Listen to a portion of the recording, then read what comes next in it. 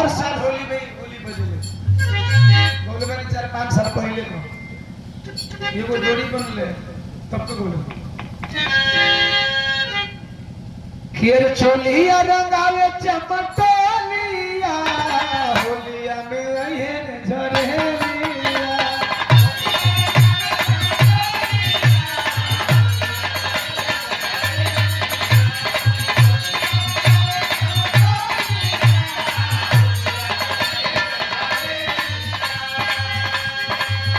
लेकिन तू लोग के पुरानी के चाहिए नहीं की चाहिए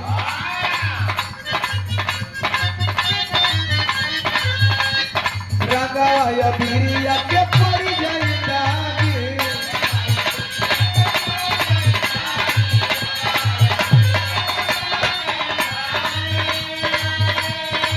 कोई जवानी बाटे पापा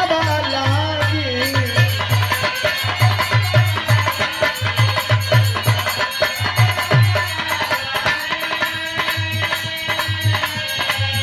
तब हम कहता नहीं और लहर बनाई लहरी जइबू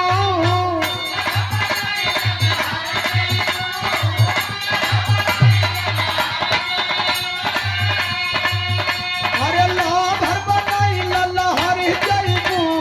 होई जई बर दलवा लहर बिना कुंभ न होइले कर जइबू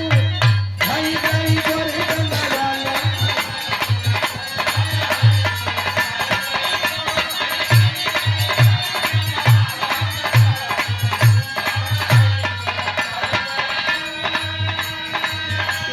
साल जितनी होली मार्केट में हिट वाले वो कुल हिट होली में सबसे पीछे भाई पहले हमारा रील भाई लेकिन सबसे अधिका रील बनल बा सबसे अधिका और हमें लगे था कोनो न कोनो नया इतिहास रचिया सब खोगे ओकरा में लड़किया कह दिया हमके छुओ जनिए बाबू नात गदार होली हो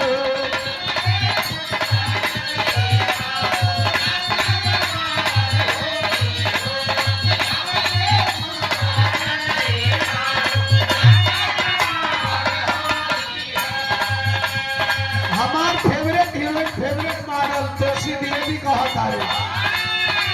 हमके छुई जनिए बाबू नात गदार होली हो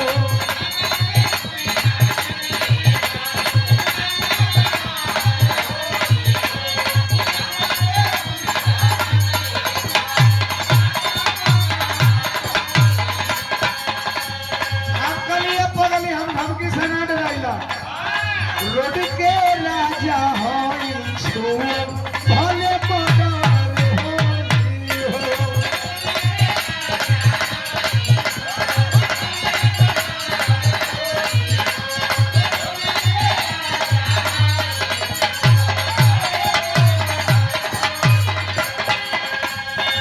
कहानी और सुन लो तनिका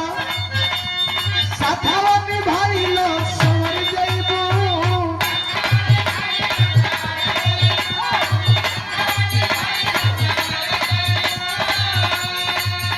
अरे साथवा निभाई लो सवर जइबू होई जई बर दलवा लो कलर बिना रंगना होई कर जइबू होई जई बर दलवा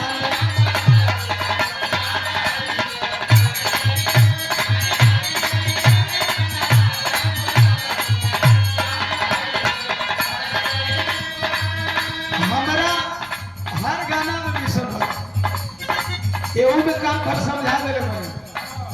चाहे तू लोग समझे या न समझे हम अपन जिम्मेवारी हर मंच पर बखूबी निभाईला चाहे तू लोग अपन जिम्मेवारी निभावा चाहे मत निभावा हमारा अपन काम में आप लोगों का अपन काम एगो अवधि होली का लेवल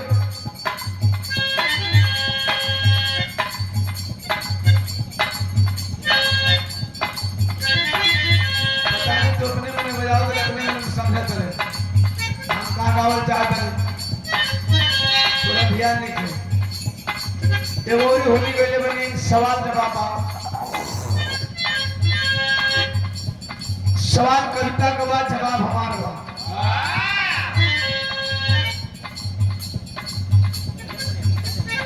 सवाल कविता के बाद विश्व गुरु भइल भारत के करा करना हमरे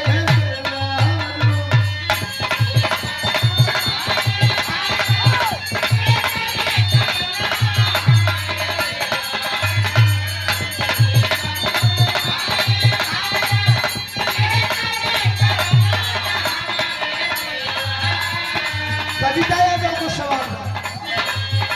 विश्व गुरु भइल भारत के करा करना हमरे देवारू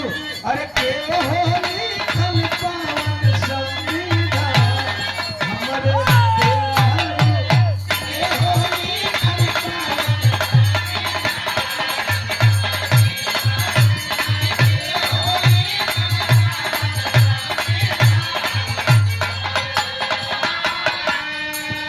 हम जवाब में बतावत रही गौली कविता यादव फिल्मौली उजाला यादव हम कभी सुन भौली उजाला यादव बोलो हम कभी सुना भौली विश्व गुरु भइल भारत बुद्धि के करनवा हमारी भौली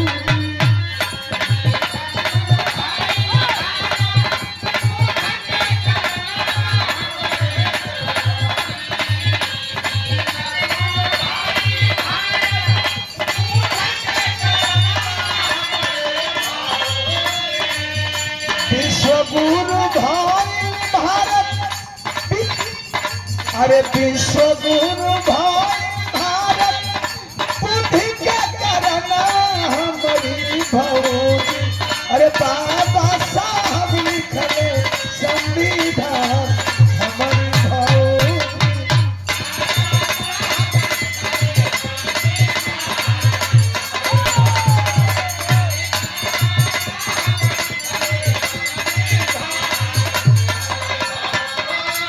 हर साल फगुआ में का दो मिशन गा दिला पिछला साल एगो बोले रही धमार में कि कैसे पड़ल प्राण पत्थर में एकरा ले पिछला साल बोले रही कि कहिया होई आजाद भारत हमरो जाति धर्म से हर साल कुछ न कुछ हर गीतों में मैं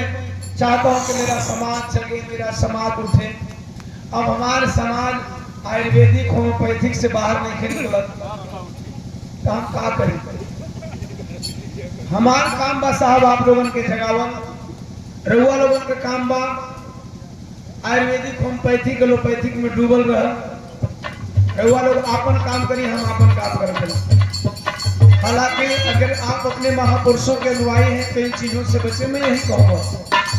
हम कर सकते हैं आप लोग का हाथ नहीं पकड़ सकते हैं आई से अंतर समझी कि रउआ लोगन के जगौला के बाद भी रउआ लोग नहीं खींचे जाएगा तो हमके कोई जगावे लगा रहे तब वो जाके नहीं हमें सिर्फ ठोकरों ने जगाया जमाने ने इतना ठोकर दिया कि ठोकर से हम संभल के चलना सीख ली आइए वो सवाल बा कहीं अहम सवाल बा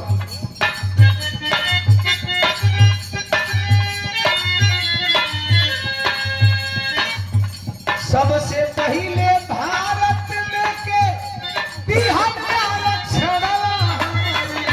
देवरो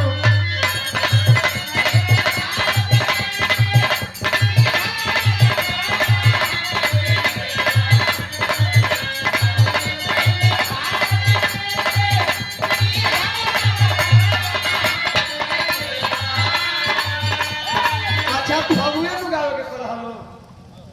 खूब नहिले गा के बैठ जाती लेकिन मनवे ना माना हम कहीं फगुओ में दो चार लाइन मिसनवा बोल देने तो मैं कहे कि देखो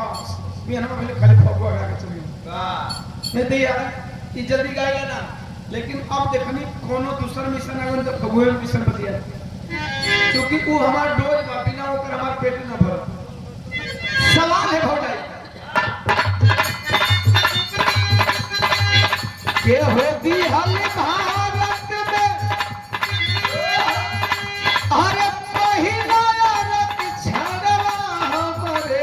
देवारू अरे के होती हल पहिला के जान हमरे देवारू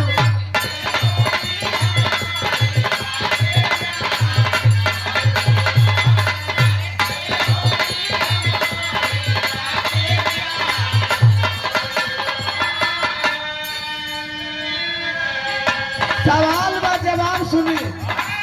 बाबा साहब आरक्षण के जनक नहीं है। आरक्षण के जनक कौन है? छत्रपति साहू बिहाने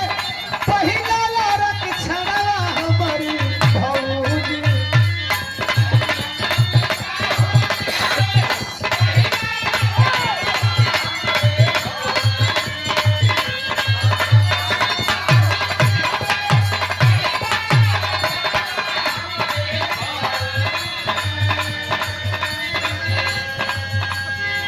चंदनवा ड्राइवर गंगवलिया वाला से बच करिए।